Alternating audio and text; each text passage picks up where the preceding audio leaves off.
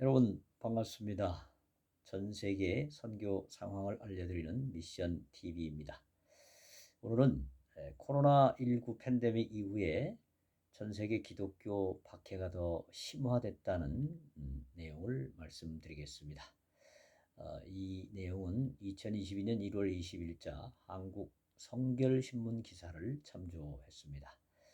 자세한 기사는 댓글창에 주소를 올려놓았으니까 참조해 주시기를 바랍니다.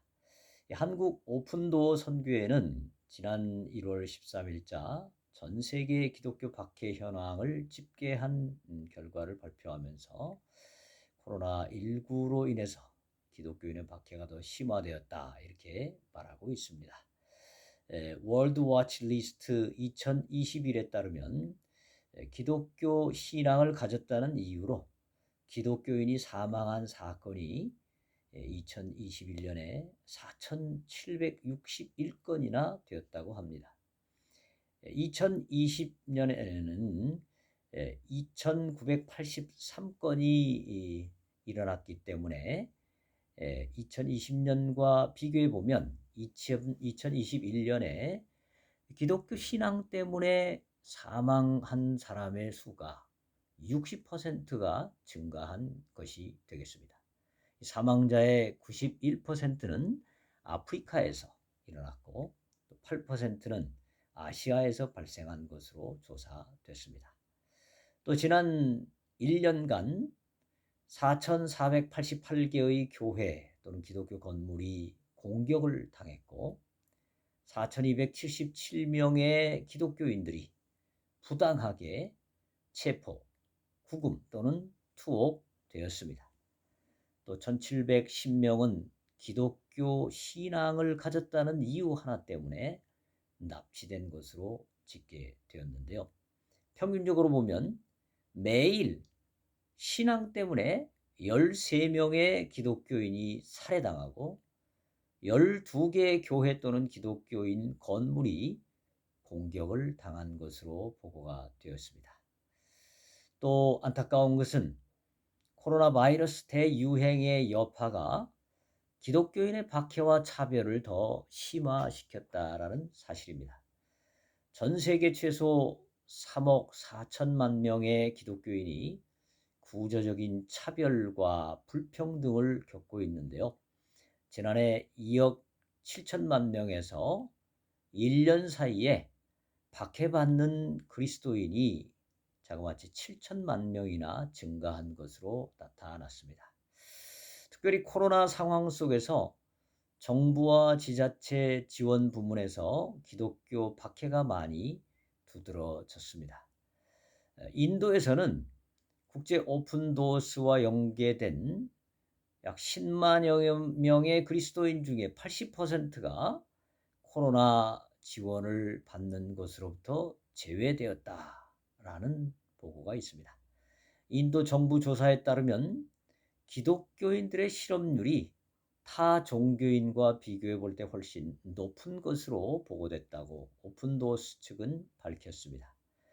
서아프리카에서 예멘에 이르는 지역의 기독교인들도 코로나 구호에 있어서 차별과 배제를 경험했고 나이지리아에서는 기독교인들이 다른 가정에 제공되는 식량의 6분의 1만 받았다는 그런 충격적인 보고도 있습니다.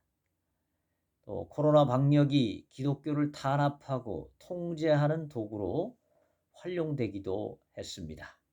스리랑카에서는 경찰이 코로나 방역이 기독교인의 집을 방문하여 교회 회원과 활동을 조사하는 그런 구실이 되었습니다.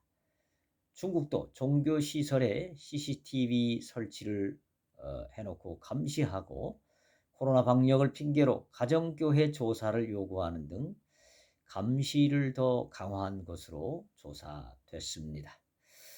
이런 상황을 보면서 우리 한국 교회는 전 세계에 있는 우리 믿음의 형제 자매들이 이런 고통 가운데 있음을 기억하고 깊은 관심을 가져야 할 것입니다. 우리가 관심 갖지 않으면 저들의 상황은 개선되기 어려울 것입니다. 우리는 대한민국 정부와 UN 그리고 세계적인 인권 단체들에게 요구해서 이런 상황이 개선되도록 해야 할 것입니다.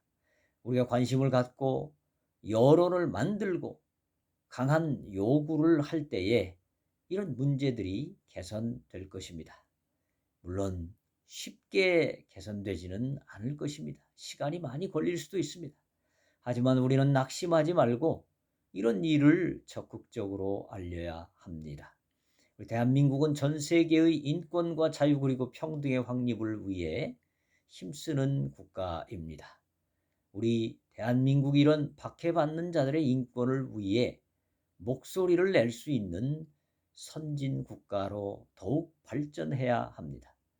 잠언 31장 9절에 보면 너희는 말 못하는 자와 모든 고독한 자의 송사를 위하여 입을 열지니라 그렇게 말씀하고 있습니다. 지금 저들은 아무런 말도 하지 못하고 있습니다. 그저 고통 가운데 나라를 보내고 있습니다. 저들을 위해서 입을 여는 것이 우리의 책임입니다. 입을 여는 것만 해도 이런 사실을 알리는 것만 해도 그리고 이것을 요구하는 것만 해도 저들의 상황을 개선하는 데 큰 힘이 될 것입니다.